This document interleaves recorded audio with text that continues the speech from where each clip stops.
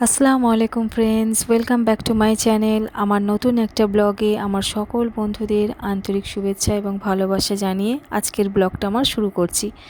আমার হাজব্যান্ড কিছু মাছ নিয়ে এসছে, সেগুলো আজকে কোনটা আমি রাঁধবো দেখি। কিছু চিংড়া মাছ আছে আর পাশে কিছু রুই মাছও আছে। তো সকালবেলা উঠে আগে আমি একটু গাছগুলোকে আমার দেখে আসি, সেগুলো আপনাদের দেখালাম। তো সকালবেলা উঠে আমার ওদের না একটু দেখলে ভালো লাগে না। এসে ওদের দেখে এসে ঘরের কাজগুলো আমি করে নিয়েছি অফ ক্যামেরায়। করে আমি রান্নাটা চাপিয়েছি।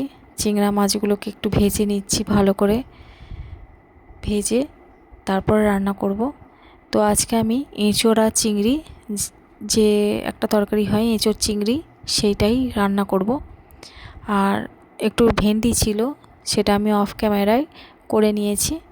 একটু ভেন্ডি ভাজি করেছি। আর এই যে এঁচোড়গুলো ছোটো ছোটো করে কেটে নিয়েছি।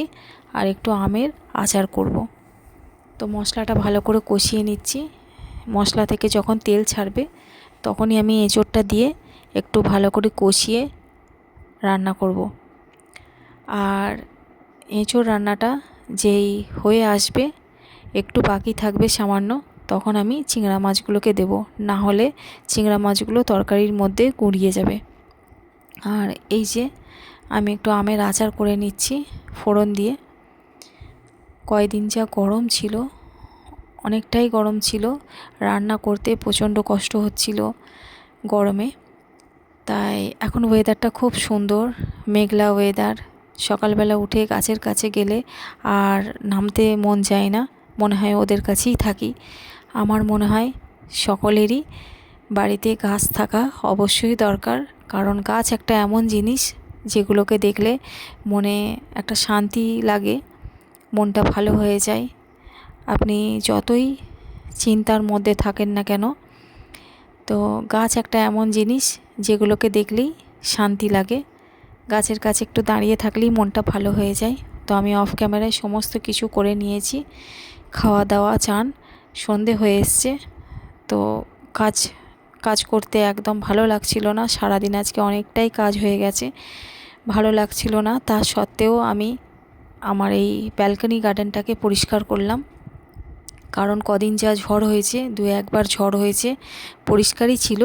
তো ঝড়ের জন্যে ধুলো হয়ে গিয়েছিল, নোংরা হয়ে গিয়েছিল। আমি একটু নোংরা থাকলে ভালো লাগে না আমার, আমি একটু খুবই পিটপিটে বলতে পারেন। তো নোংরা একদমই পছন্দ হয় না, তাই আজকে ভালো লাগছিল না। তার সত্ত্বেও পরিষ্কার করলাম, অফ ক্যামেরায় করেছি, আপনাদের দেখাতে পারিনি, কারণ অনেকই নোংরা হয়েছিল ঝড়ের জন্যে। এইভাবে সাজিয়েছি টবগুলোকে, ভালো করে পরিষ্কার করে মুছে, একদম সুন্দর করে মুছে মাছে তারপরে এইভাবে সাজিয়েছি। জাস্ট পরিষ্কার করার পরই আমি আপনাদের দেখাচ্ছি, কেমন হয়েছে অবশ্যই বলবেন। আর আমার ভিডিওটা আপনাদের কাছে, আমার ভিডিওগুলো আপনাদের কাছে কেমন লাগছে, যদি ভালো লেগে থাকে অবশ্যই আমার চ্যানেলটাকে সাবস্ক্রাইব করে আমার পাশে থাকবেন। আর আপনাদের ভালোবাসা আমার কাছেও অনেকটাই দামি। আপনারা ভালোবেসে যদি একটা কমেন্ট করেন, সেটা আমার কাছে অনেকটাই মূল্যবান। তাই আমার ভিডিওগুলো আপনাদের কাছে কেমন লাগছে অবশ্যই জানাবেন কমেন্টের মাধ্যমে। আর আমার যদি কোনো ভুল ত্রুটি হয়ে থাকে আমাকে ক্ষমার দৃষ্টিতে দেখবেন। ইউটিউব ফ্যামিলিতে আমি নতুন, তাই ভুল মানুষ মাত্রই হয়। তাই আমার কথাবার্তার মধ্যে যদি কোনো ভুল হয়ে থাকে প্লিজ ক্ষমা করবেন। আর আমার ভিডিওগুলো যদি ভালো লেগে থাকে লাইক করে আমার সঙ্গে থাকবেন।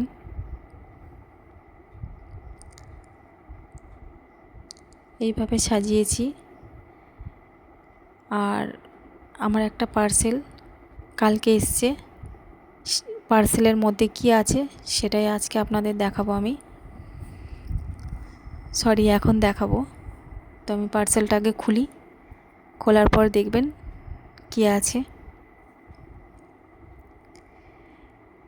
খুব সুন্দর পার্সেলটা, প্যাকেজিং।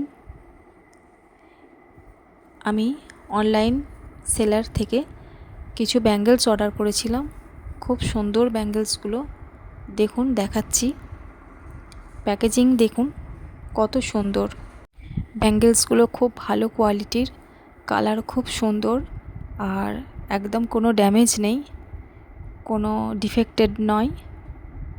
অনেক সময় অনেক কিছু ডিফেক্ট প্রোডাক্ট থাকে, কিন্তু যে সেলারের কাছ থেকে আমি ব্যাঙ্গেলসগুলো নিয়েছি, তো সেলার আমাকে প্রত্যেকটা ব্যাঙ্গেলস খুব সুন্দর, যেমন কালারগুলোও সুন্দর তেমন ব্যাঙ্গেলসগুলো একদম নিখুঁত বলতে পারেন। কিন্তু একটাই প্রবলেম হয়েছে কি, আমার এই ব্যাঙ্গেলসটা যেটা দেখাচ্ছি সেটা একটু সামান্য ছোট হয়েছে অন্য ব্যাঙ্গেলসগুলোর থেকে। এই সাইজটা ছোট দিয়েছেন একটু। আর সঙ্গে একটা ক্লেচার, দেখতেই পাচ্ছেন এই ক্লেচারটা গিফট করেছে। দেখুন কত সুন্দর ব্যাঙ্গেলসগুলো। দেখুন সাইজটা দেখতে পেলেন, সাইজটা একটু একটা ছোট বড় আছে, ওইটাই খালি একটা ব্যাঙ্গেলস আমার ছোট আছে, আর বাকি ব্যাঙ্গেলসগুলো খুব সুন্দর। এত ব্যাঙ্গেলস নিয়েছি বলে ওই ক্লেচারটা আমাকে গিফট করেছেন। তো আমার ভিডিওটা এই পর্যন্ত দেখার জন্যে অনেক ধন্যবাদ। আল্লাহ হাফিজ।